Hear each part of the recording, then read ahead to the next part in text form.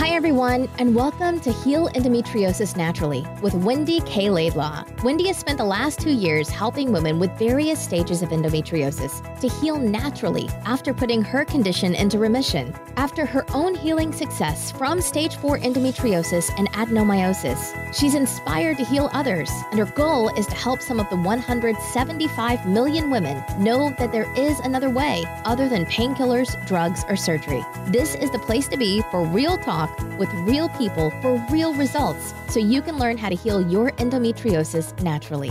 Please note that the opinions expressed in this program may represent options, but are not a substitute for proper medical care. Before starting any new healthcare program, we recommend you consult with a health professional.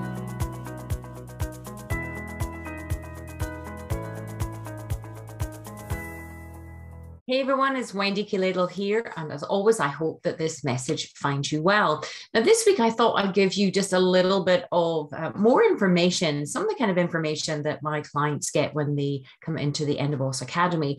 You know, that sort of deeper level of understanding as to kind of the various elements that's required to you really start to address what's going on with your body when you've got endometriosis at a very root level.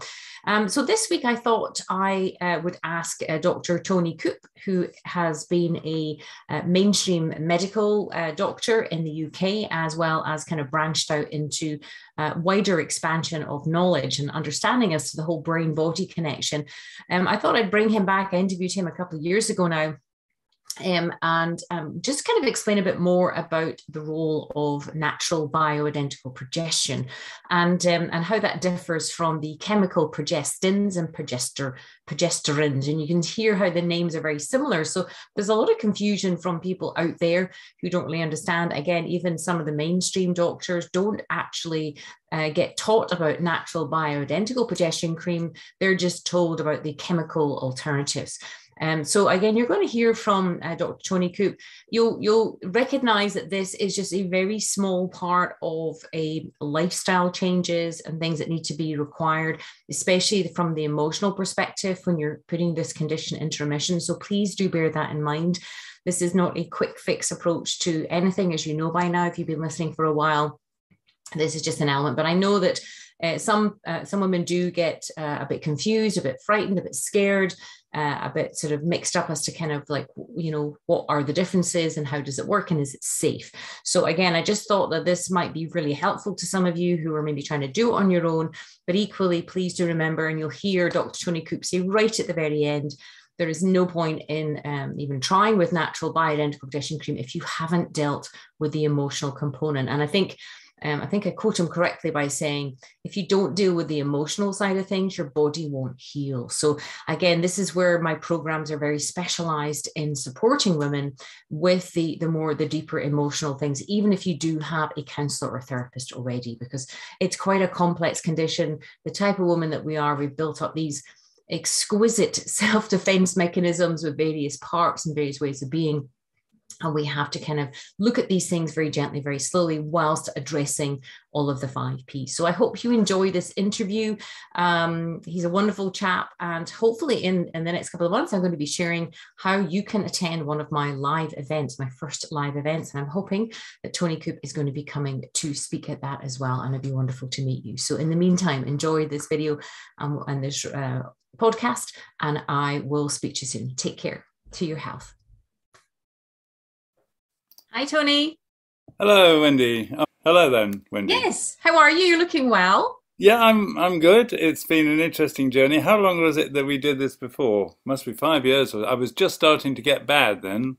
Yeah. And but I'm back again and working away, and I'm fine actually, pretty well. Yeah, you look amazing. You look amazing. You're just, a testament to what good frame of mind and attitude, eh? Yes, and various things, practices and meditation, and mainly chanting and music actually with me. But yeah, because you were in part of a band for a while, weren't you? Yeah, I'm still a drummer in a band in France, but not here. Oh, fantastic! But we're all getting on a bit, so it's probably not got many years left. But it's a blues band. Don't say that, you know. Don't say Well, that. it's just that bits are falling off people, they're injuring their shoulders. You just have to etc. glue them back on with joy and music Ah, here. yes, that's right. Well, actually, that is a great help. It's true. Yeah, exactly. Just the body might be being affected by gravity a little bit, but that doesn't help. That doesn't affect the spirit much, does it? No, that's sort of the strange thing. I'm thinking, oh, my spirit's getting better and better, but my body's sort of beginning to fall away. Oh, well, if you do the subtle stuff, it actually brings your physical stuff back a bit. That's what I'm working on at the moment. Yeah, and even Yeah. just from an energetic perspective, it's amazing, isn't it? You can tell when people are doing the work on themselves because they just have so much more energy I and know, it's their absolutely true. cells Yes, yes, respond. I can see that you're in good nick. Yeah, thank you. Not, yeah, things I kind of know what I need to do, to keep my body, my spirit, my mind, my emotions, and things all fluid. It's when they get stuck and frozen and fearful. That's what we're always navigating and managing, isn't it? It's probably It, more navigation than anything it else. is, and it's not just about sort of discipline because sometimes you really just haven't got it, and then Yeah. you fall back. But I think the purpose of that, if there is one, is to remind you that you can't go backwards. You have to carry on. Well, I love the analogy of be like water, kind of like if you, I try to live my life like floating on top of the river of life. The Mm. moment I try to dam up the water, to control the water, it gets all pond-like and slimy and I keep floating and relaxing. And just sometimes I don't know what's happening around the next corner. But as long as, I just have faith, and as long as I'm able to go with the flow, come back to instincts, just because sometimes you hit a wall, sometimes you get stuck, sometimes you fall off the wagon, Yeah. or try to be too disciplined, and life comes along and goes, nope, you got to relax, you got to chill, Yes. Yeah. you know. One of the swamis in America when I was over there many years ago, we were talking about this, and he said, you have to regard life as a river. You can either swim out to the middle of the stream, relax in the sunshine and float down the river on your back, and it'll take you to your destination. Yeah. Or you can hang on to the reeds and the bank, get caught up in all the sludge and the little Yeah. what do you call it? Pond life. Yeah. Yeah, the pond life and the sort of no exit little bits and pieces, back channels and God knows what, and you'll take 5 times as long as to get there. Yeah. So I thought that was a very similar That's so simile. true. Well, that's so funny that you say that as well, because another meditation I had quite early on my journey was that I was in a little rowing boat in the sea, in a rowing boat, and I was clinging to the rocks face, and I was scared to let go because I didn't know where it was going to take me. Yeah. And then it dawned on me one meditation, actually it's more dangerous for me to be in this rowing boat clinging to the rock because the waves are bashing me against the rocks. So I literally had this kind of visual metamorphosis of just letting go and just having faith that this river and whatever. And what was funny was a few meditations later, this rowing boat, it grew into a big ship that grew sail. Oh, wow. Yeah. So it's interesting, you talking in those terms because it's all very visual and metaphorical for the spiritual journey, I guess.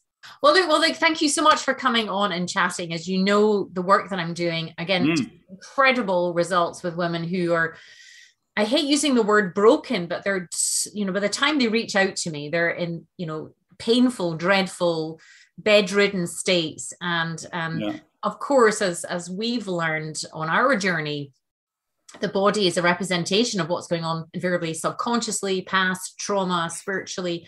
And of course, that's how the disease is showing up in the body. So by the time they come to me, we're taking them through a very structured 6 months loving, supportive process. And one of the many things at the end that I introduce is to progesterone cream. But on the way to there, it's all about journaling, meditation, self-dates, connection to self. They get lots of support. They learn about produce and food and how toxic that can be, and about products, phytoestrogens, xenoestrogens. So they're learning all this stuff on the way. But what I found over the years is occasionally the women get stuck on the natural bioidentical progesterone cream. I think because it's hormone, they kind of take fright. And of course, if they speak to their own doctors about it, who aren't trained or taught about it, they're like, oh no. And it just, and then their doctors are trying to get them on some pharmaceuticals or some, chemically altered hormones. And so I just, you've had such an extensive experience with natural bioidentical progesterone cream. And again, what I like about your past and your history is you're not just a general medical doctor who's, just gone by the training. You've expanded beyond that into these other realms, and also understand what can impact and affect the hormone levels in a woman is much more than just a cream. It's the cortisol stealing progesterone, it's the xenoestrogens, phytoestrogens, it's all these factors. So I wondered if, we just had a conversation, maybe half hour conversation, and maybe chat about some of the most common questions that come up for women. I feel that with your experience and my knowledge, and I'm living example along with lots of other women, they can learn not to be fearful of it, because it's just one of many elements on the journey, on the road to support them to full health and hormonal health. So how do you feel about that? Does that sound good? Yes, absolutely. I've got a couple of diagrams which might save a lot of words. I was fearful. I was like, because it's a hormone and it tends to be equated to doctors and medical, that there's this fear of kind of doing it wrong or getting it wrong. But I feel that once you have this deeper understanding, not only just of that as a cream, but your whole body and how it's affected, then it's amazing. Yeah. Yes, that is a major problem. And I mean, I've been doing this for nearly 25 years now, after I left general practice early. To do a much more contemplative sort of medicine, and it hasn't changed much. Dr. Lee brought out that years and years ago after 20 years research. I think this is about 30 years old, this book now. Yeah, I think so. And he's written two others, What Doctors Don't Tell You About the Menopause and the Premenopause. And I think he's done one about breast cancer as well. Yeah. But unfortunately, he's no longer with us. And it seems to have died a bit of a death. But there's so much ignorance and willful ignorance from the mainstream, particularly certain aspects of the mainstream, the left brain mainstream, supported by the drug companies who can't make money from natural progesterone. And even, and the big thing is that they mistake progesterone with the progestins. Yeah. So that crops up in a lot of media stuff. Women's magazines, charities, they all fall for the same thing. They call it progesterone, but actually they're describing progestins, which are synthetic and have a different molecular structure, so they have different effects. And whereas both of them suppress, for instance, lining of the womb excess, so that's a good thing for heavy periods and things like that, but in other respects, they're oppositional. They do different things. And so that's where you get all the problems with the pill and with HRT. So it's not just about the drug, which isn't a drug. I mean, because natural progesterone is the body's own hormone, identical to your own. And there are many, although there's not a lot of literature that really speaks to what we want it to speak to, there are many other aspects of this which impress me. I read not so long ago that they discovered in America, on the east coast of America, west coast of America, a 190 million year old fossil of a giant Pacific octopus. Oh, right. And some bright spark said, I wonder how they've changed over these millions of years. So they did lots of scans on the fossil, and they found that it was anatomically absolutely identical to the giant Pacific octopus of today. Wow. And that include all its reproductive anatomy, ovaries and uteruses, and I don't know how many they had. But they deduced from that, then they looked, I think they analyzed the fossilized feces that were still in the body, in the fossil, and they found that they were the breakdown products of, guess what, progesterone, estrogen, and testosterone. Wow. So It's been, progesterone and the others have been around for 196 million years, Wow. starting with the cephalopods, you know, the boneless things, Yeah. like octopi, and all the way through to us. Yes. So there was a doctor called, I don't know if she's still alive, but Dr. Ellen Grant, who described progesterone, the natural progesterone, as cancer in a tube. Well, of course, the journalists love that sort of thing, and so that comes out, and she was mistaking it. She's written books about this, but I'm sure she was mistaking it for the progestins because she had a great sort of uh, mission really to dampen down the use of the pill and HRT because of what she perceived was what was wrong with it. Not about progesterone. Not about progestin. And that's it. I think it's this misinformation and lack of education that is causing all the confusion. And as I say to a lot of my students, it's not the doctor's fault because they're just a byproduct of their training. It's doctors like yourself who've expanded your mind. I think the thing that would convince a lot of people is to realize the physiology of this. Yeah. Because all the steroid hormones, which includes the reproductive hormones, testosterone, estrogen, progesterone, DHEA, they're all made from, guess what? Cholesterol. Yeah. So don't get me going on cholesterol because I know it's another subject, but it's another subject. It's just as well statins aren't really given to younger people in their reproductive years. Otherwise, there'd be all sorts of mayhem going on. Well, there's a big push for as soon as you hit 50 to be on statins and things. Yeah, absolutely. So we'll ignore that, and if we follow that, unfortunately, I couldn't get it onto my desktop, but that's what it is. That's the simplified version. And it goes from cholesterol to an intermediary hormone, which itself splits into DHEA, from which is made testosterone and the estrogens. And as regards the progesterone, that's the other side of the split, the other fork.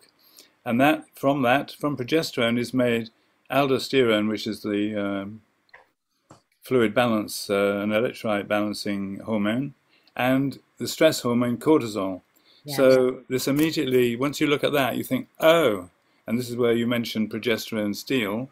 What it means is that if you're very stressed over a long period of time, your body's ability to keep up with its precursor, progesterone, is severely compromised, and so then you get all this chaos in your hormones. Yeah. So it's not just I would say it's more stress and trauma than it is toxins in the drinking water, the milk, the meat, or whatever.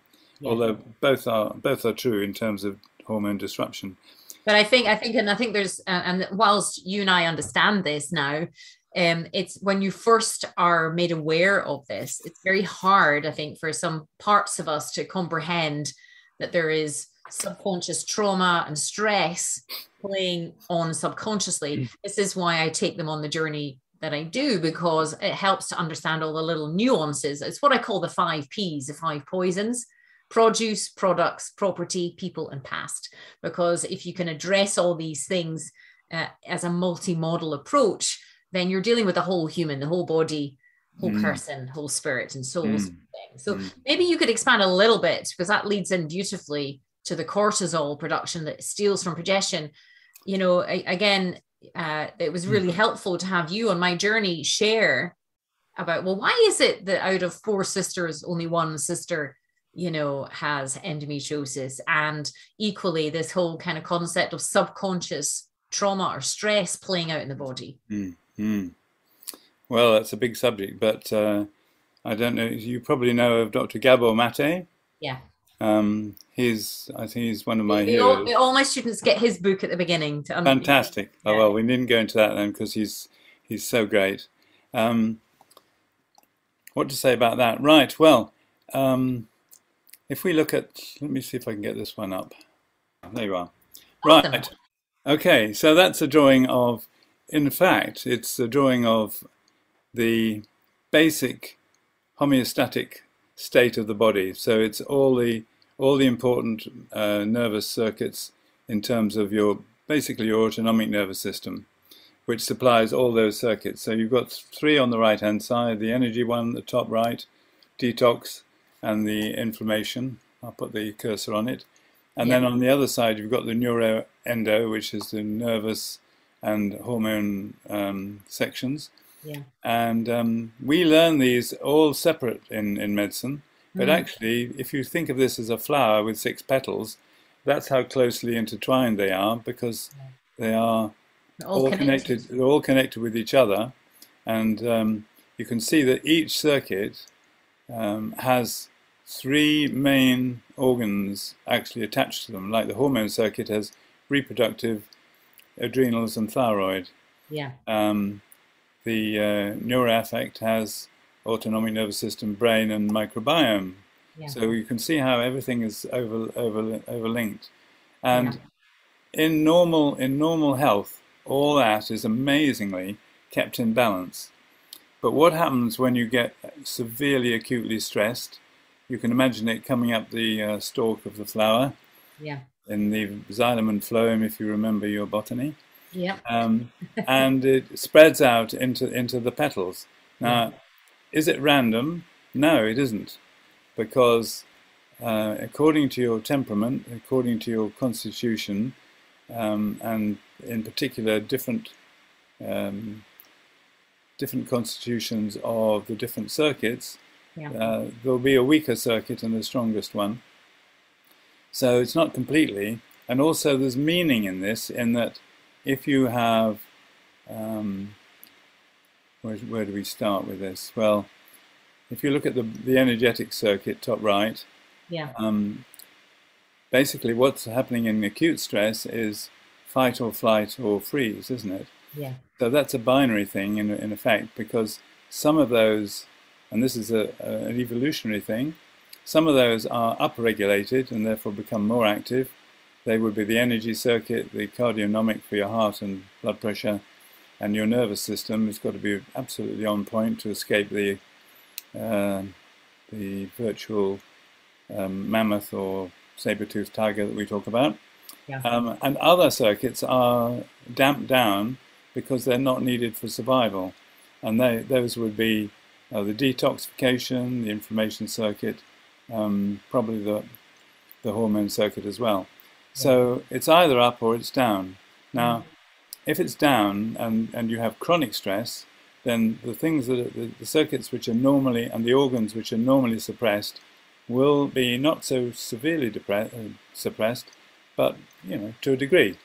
Yeah. And likewise, others will be superstimulated, and that means blood pressure goes up, your sugar's released into your bloodstream, so you get insulin resistance, which leads to diabetes, so your pancreas is affected. Yeah. Your thyroid may go up or down. If it's attached with autoimmune problems, which is inflammatory, then, and also confusion of communication, then it spreads. And you can see that not only does it spread outwards from the center, but each circuit affects.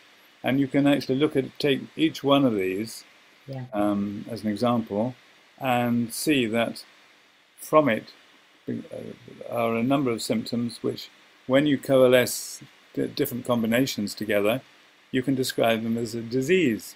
Yeah. And you'll read often in quite learned journals and publications that, oh well, this disease was present.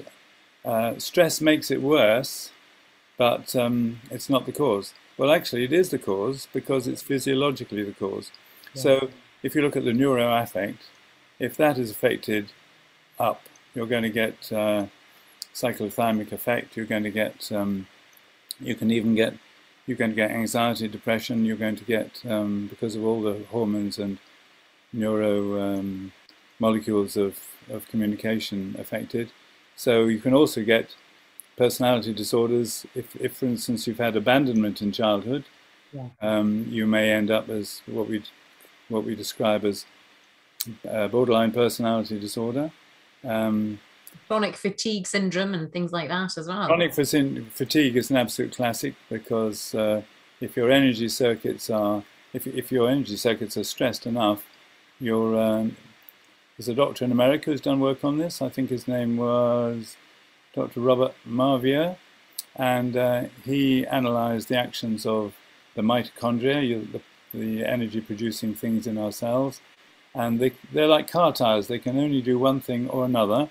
They can either create power and energy, or they can do alarm signaling to warn everybody else. They're like the meerkats of the cell.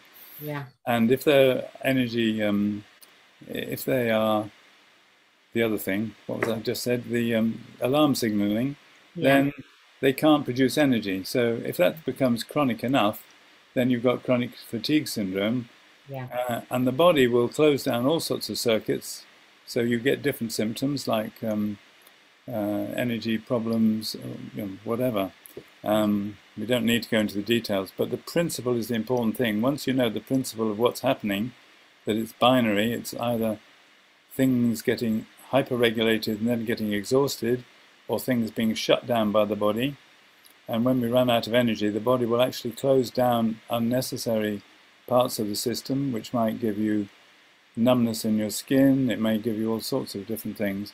And we call each one of these a separate disease, but actually they come from the chronic.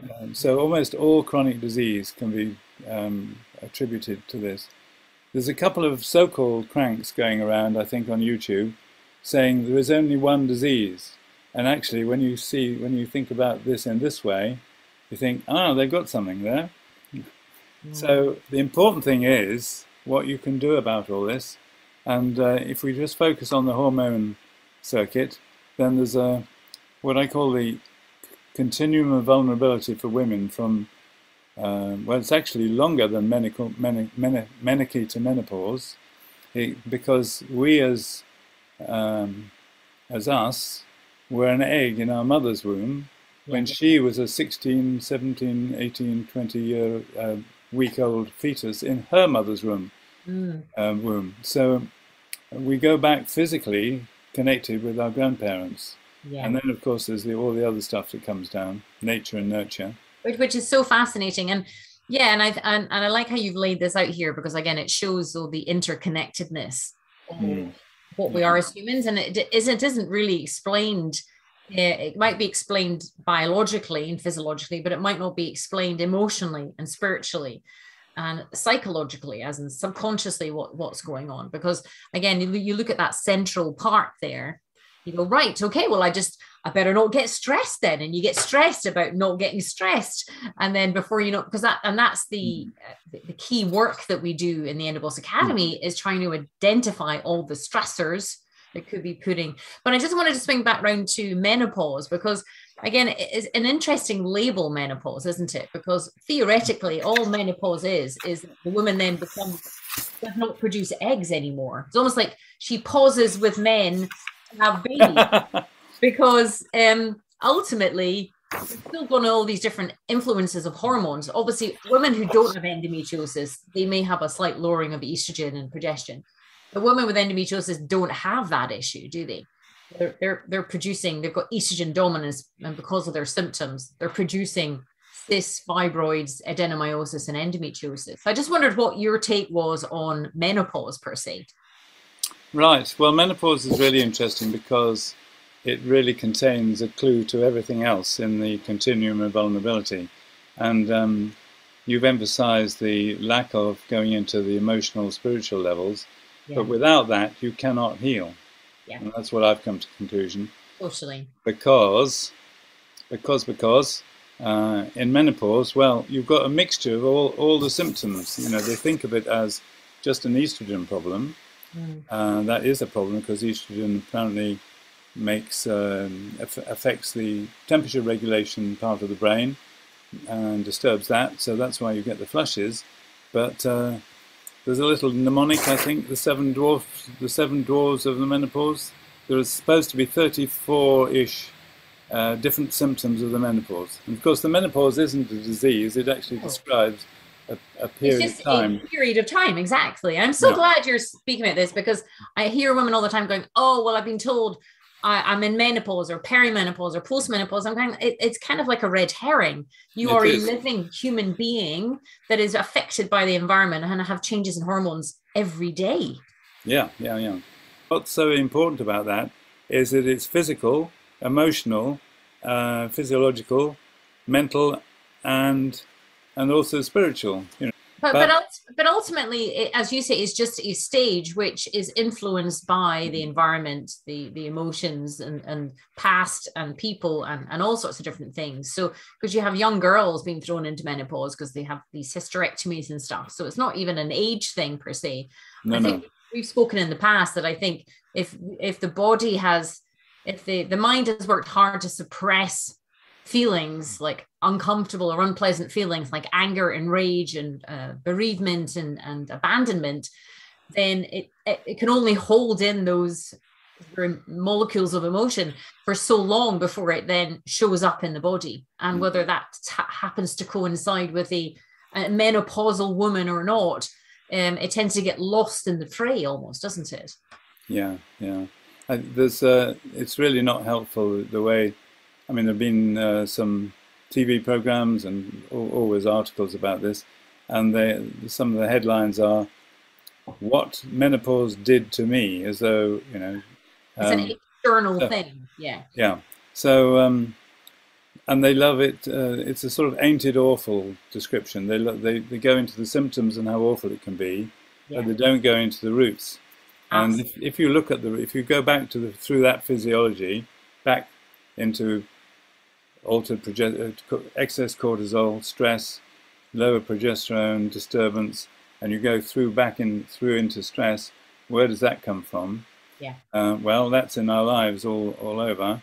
We've had Brexit, we've had Boris, we've had Ukraine, COVID. We've had COVID, and we might mention that a bit later on, but where does all this come from? Why are some people vulnerable and others not? And it's to do with partly the degree of stress that you've had and how your nervous system, particularly the autonomic nervous system, which runs all these systems, has been hyper-tuned, hypersensitized by... trained almost, isn't it? Your nervous system is trained from a young age. Yeah, absolutely. The first 3 years of life, what we need when we're brought up is safety, and we also need an approving, loving, unconditional regard, really. So we don't have to call it love, but if we're regarded positively and we're safe, we do pretty well. But those are disturbed by any environment that don't have those things. And the main ones are the ACEs, the adverse childhood experience, which are been known for 20 years or more now. They still aren't really talked about in the mainstream, but that's abandonment, rejection, neglect, injustice, betrayal, and direct abuse. Now, there's, in the newspapers you see the results of that. And one of the things that also is only just beginning to be talked about, which I think is really interesting. Well, I'm in the process of writing my fourth book called Embracing Emotions, Empathy and Energy. Right. About the HSP, the highly sensitive person, the acutely highly intuitive sensitive person. Call them a Absolutely. It's supposed to be 15% of the population, which explains why those of us who are like that find it so difficult to live in the world sometimes. Yeah. But the great news is, and I hadn't fully grasped this, was that even though all those HSPs stroke empaths have vulnerability to stress in the future, if they can find their tribe, their niche in life, in relationship, in work, in creativity, then they've got all those qualities which will enable them to thrive. So it's a blessing and a curse, or rather, let's say it's a curse and a blessing, because the blessing can come afterwards. Well, I was going to say, you think it's a curse at the time because you're not aware of it, and equally the control and how you can navigate and manage it. But then once you learn to observe it and notice it, then you can learn to influence it. If we really understood that, we'd put enormous resources into childbirth, into mothers at that time. The first 3 years of life are absolutely crucial. Absolutely. And I think you mentioned Gabor Mate, and I think his work is really about that, isn't it? And again, it's so poorly understood or appreciated, the impact on the physiological and, of course, the deep subconscious and emotional development of children in those early years. So there are 6 states of being, if you like. Mm. And we should be in this one with the orange, top right. Yeah. This is where we should be optimally most of the time. So here we're in relaxation, safety, calm, and we're in rest and digest. Our body's being repaired, we're getting enough sleep, the body's restoring itself, healing, etc. So we can take a certain amount, we're designed to take a certain amount of stress, which is this one where I say 20%. I would say maximum 15-20% of our lives can be in a stress state, as long as we go back into the other one the rest of the time. Yeah. And if we're in fight or flight chronically, then we go into what you might call a maladaptive stress state, which affects everything. You become sensitive to all sorts of things, particularly stress, your immune system suppressed, all those things happen that we've mentioned. And it changes your personality, so you become hyper-vigilant, hyper-reactive. You can be reactive to hormones, you can be reactive to nutritional, not just drugs, but nutritional supplements. You become a jittery person, and you've got great pressure of speech, and you usually can't stop talking, and you're all over the place. You know, you're like a blue bottle, and you wear yourself out. So this is why it's not so easy to just rely on getting back into here, but we have fantastic facilities and potential for moving through that into the meditative state. You notice that the brain states, which I've got here, here, and here, the beta state is this fight or flight, the alpha state's normal, but everything starts to slow down once you get into your brain waves start to slow down, and as your mind stills, then your true, you could call them the divine qualities, you know, your intuition, connection with people, clarity of thought, spontaneity, kindness, compassion, humility, all those divine qualities begin to come naturally appear. So, and then if you move into a deeper state of deep meditation more regularly, that's when you really get repair and healing. That's great. That's a special part of sleep.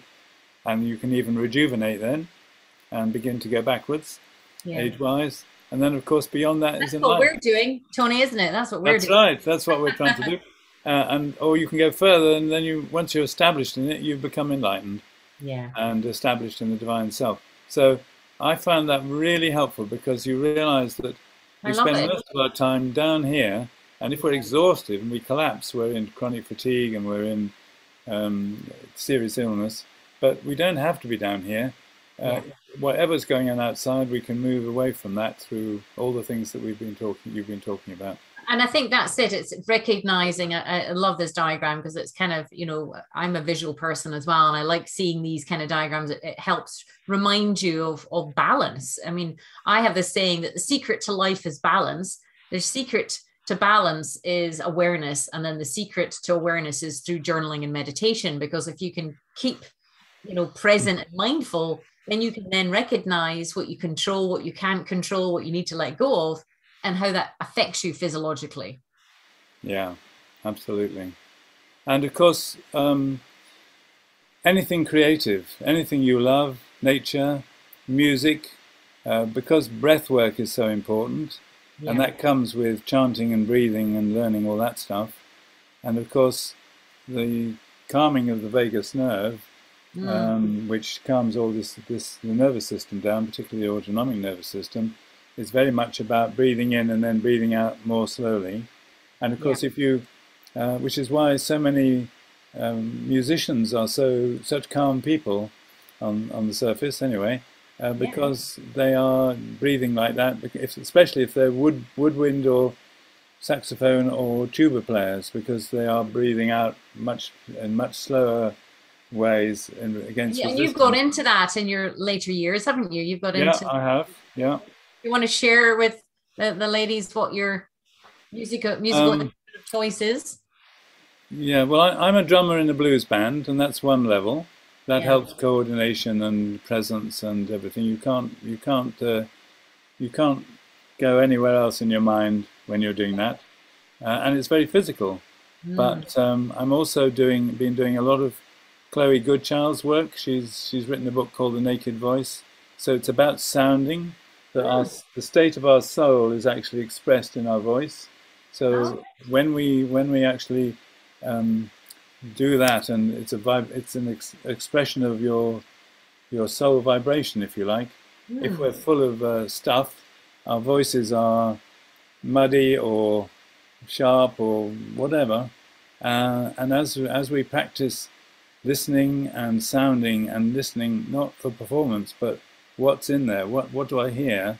Yeah. Then you begin to read people really well, and you can be much more compassionate with them, much more patient, and then they will soften and relax, and then everything starts to unravel in a good way. But I'm in something called Siddha Yoga, which is mainly online now. Fantastic resources on the website. Most of it's free. I really recommend that. And one last thing, another way of looking at it. If anyone here doesn't know the human performance curve, this is really just another way of looking at what we've been talking about. Yeah. The graph goes up 45 degrees, and the horizontal axis is the effort we put into anything, the energy we expend, and the level of stress that we're under. Yeah. And according to we put more and more effort into from a standing start. We get interested, we get some energy, we're motivated, we get competent, everything's fine, it all feels good. And that's, for each of us, we all have a top level of sustainable performance, if you like, or state of being. But if we push ourselves more than that because of our inner demons, we need to prove ourselves, we need to people please, we need to... Our perfectionists and pushers. Yeah, that's a good one. Or more is demanded of us, bosses or unthinking spouses or whatever. Then we moved into this flattened place, and there we realize we're moving quite along the energy expenditure and increasing stress levels, but nothing's happening. We're not actually getting more out of ourselves. So we start to feel anxiety. And if we push ourselves more, or more is demanded of us, we soon get loss of focus, we get fatigue, we start making mistakes, then we're criticized for that. We start to have accidents, then we get exhausted, psychosomatic symptoms, asthma, IBS, whatever. And then it's a very steep curve, that, as you see, a steep slope down to breakdown, crash and burnout, ill health. Well, then we've got heart attacks, strokes, chronic fatigue syndromes, autoimmune disease, cancer, God knows what. So that's the bad place to be. But if we can just become aware, you mentioned awareness. Once we become aware of where our tipping point is, tipping point, that's a good word, thank you. The tipping point is, then you can actually have the courage to say no to people, whatever. And you can I think that's a lot of things that we work on, is putting boundaries in place, recognizing our feelings and emotions, recognizing our limits, and then how do we protect ourselves and put boundaries and things in. Yeah, brilliant. And of course we have to say no to ourselves, to become aware when we're doing our compulsions. Yeah. Awesome. I love your drawings. Yeah, I like them because it saves an awful lot of words. It does, and I think it appeals to all parts of our brain as well, as we're absorbing this information. Sometimes it takes us back to when we were younger. It was so much easier when things were drawn, because you could really understand concepts of something. Yes, the right brain comes in and takes this in one, doesn't it? Not just sequentially. Totally. Yeah, well, it's appealing to all parts of the brain, I think, the explanation and the drawings. It just kind of goes, it makes sense now. Hello, there you are. Here we are. Well, thank you so much for sharing that, because I think what you do offer is this wider concept, which I think for these amazing women that are coming through the program, they have a deep level of intelligence and intuition, which I think leads them to me in the first place, because they know there has to be another way, and they understand on some level that it's much more than what they're being told by the medical profession. So it's wonderful seeing them grow and unfold and learn and come back to themselves and connect and grow. But I think, explaining it in that wider concept again, exactly, this is just, a tiny little thing on the landscape. Right. It's a supportive tool, if you like, to then, but at the same time, I've said to some of them, please don't get fixated on just that one thing, because it's so much more than that. And I think one of the other questions that comes up before we finish here is that can you overdose on natural bioidentical progesterone cream? I think there's concerns that they might put too much on or whatever. I mean, I advise them to use, the 14-day to 28-day roughly, and keep tuning into their bodies and use it manufactured recommended dosage. But can you kind of reassure them further on that? Right. Well, in pregnancy, progesterone is one of the most important hormones, because it's there to support the pregnancy itself, the survival of the pregnancy. And its name, progesterone, suggests progestational. So it's good for fertility, and it's good for prolonging, producing a full-term pregnancy, which is so important for the future thriving of a baby. But the level of progesterone goes up 100 times normal. So nature's not going to be mucking around with that. No. So it's actually one of the safest things on the market, It's as long as it's identical with the body's own. If you're absolutely exhausted, adrenal-wise and stress-wise, to put progesterone into the system then, without dealing with the exhaustion problem, may be like putting another 100 weight on the back of an totally exhausted cart horse. It may crash. So that's something to bear in mind. If you're really severely exhausted, don't rush into progesterone initially. Try and get back to some sort of energy. You need energy in the system, as the acupuncturists know, to actually work with improving things. No, I'm so glad you're saying that, because this is why the program's designed, and that like the first 12 weeks or so is all about addressing other stressors, and then continuing, and we only bring in progesterone at the end as an additional support. It is a vital thing, because if you think of that descent into illness, it's a spiral, isn't it? It goes down and down and down, and when you're down here, you have to really reverse it in the order of which it. And if you're down in a level where physical things are happening, you need to stabilize your physical body for a while, until you've got enough energy to actually begin to address these things. Well, thank you. I appreciate that very much. I know on my own journey, I kind of felt that I needed to take progesterone cream almost continuously at certain points. So, because my body was just so affected. But it's amazing how that combined, and I think some people think, oh, I'll just focus on that one thing. And it's like, no. No. It's that oxymoron. We're very, very simple, but we're also quite complex. So it's remembering to stay in that, as we were saying at the beginning, that river of life, and that water state, that flow state, balance state, and keeping our awareness up about what's coming in, on, and around our body that could be affecting us, because there's so many different elements now, isn't it? Yeah. Well, Nick, thank you so much for coming on and explaining that. You really are a star. I appreciate you. Absolute pleasure. We're so aligned on all this. You're doing great work. I know it.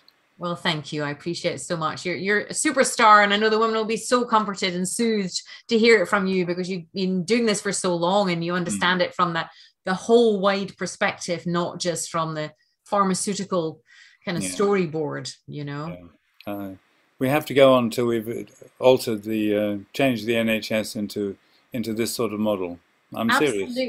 Absolutely. And I think my aim is I've actually got a meeting with Scottish Government Health Minister and things like that. I wanted to really make sure I get into schools and try and influence the medical training stuff, because I think there's some young doctors coming out who are kind of questioning things. Of course, their hands are tied by their medical, whatever, insurance and stuff, that they can only say what they've been taught.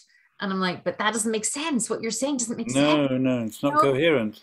It's not coherent anymore. And I said, if you think about this in a very simplistic, logical fashion, we have to think differently. You have to think outside the box.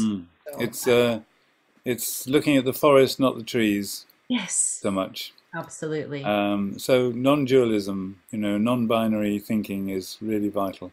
One last thing. It's like I went to a meeting where there was controversy about chronic fatigue, and the statement was, is chronic fatigue a psychological condition as opposed to a virus? And of course, the virus is only opportunistic because of the state that seems to be invisible to the medical profession, which has existed beforehand, which is like the straw that breaks the camel's back.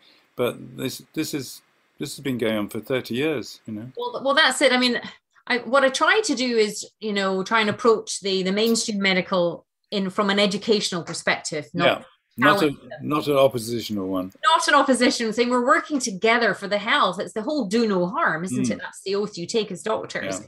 So if what you're doing is harming your patient, would you be open to at least learning? But this is where Dr. Sarah Myhill as well is amazing. She's been fantastic, you know, and helping me understand all those little nuances and things as well. But again, with you and your journey, you allowed this whole emotional, psychological, subconscious stuff to really, like you said about the eggs, you know, our eggs, you know, it just blows your mind because that's not taught. It's not mainstream. And I think as we evolve, I think we actually do have that hunger to know that information somewhere and deep down. We know we're missing it.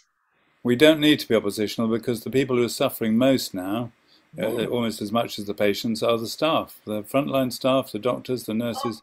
I know. The unsung heroes of these people who are kind of fighting. They can be helped through this shift. So maybe this is a wonderful chance, a wonderful opportunity, isn't it? Really, I think. Absolutely. Just keep focused. Well, look, thank you so much for coming on. It's so lovely to see you again. And you're doing well. Speak soon. Take care, Tony. Bye-bye. Bye.